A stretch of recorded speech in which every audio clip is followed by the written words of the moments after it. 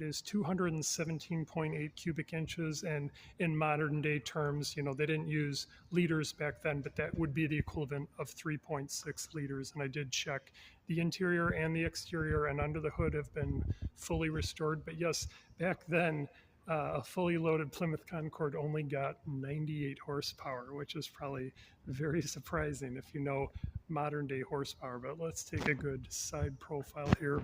And the name Plymouth is actually the first European settlement, or one of the first European settlements of the United States. And then Concord was one of the peripheral cities, one of the first cities of Plymouth, Massachusetts. So that is sort of the history of why they use this name. And then one thing, if you know, kind of Chrysler, they came back out with the Concord, the Chrysler Concord, but with an E on the end. That's not the original way it was supposed to be spelled, but definitely nothing like the original 1951. And then another thing, similar to how a lot of vehicles had governors for like how much fuel usage in the 70s and 80s during the oil shortage, there was actually a metal shortage in post-World War II. So this had a different problem.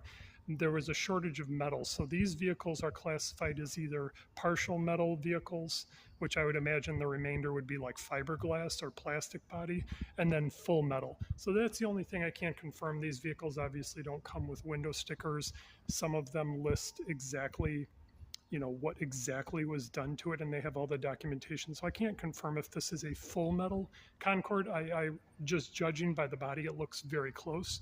I would imagine those wheel arches in the back, very possible those might not be metal. Let's take that's metal. So this is very possibly a full metal, fully restored 1951 Plymouth Concord. And you will love the interior on this because it has sort of, I wouldn't call it a marble finish.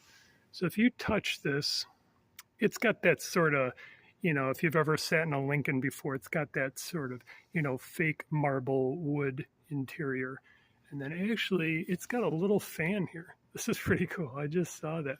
And then it's got an ivory steering wheel. And then the cool thing they did, they put a modern, looks like they put a modern Kenwood CD player in there. So they probably park this at the summer car shows and then, sort of crank up the tunes. And we're in an area where most of the car shows, like about 2 to 3 miles from where this dealership's located, there is a very big abundance of summer car shows. So I would imagine a lot of the residents from this area, that's where they're getting these vehicles from. So hope you are enjoying the vehicles. But yeah, this is a 1951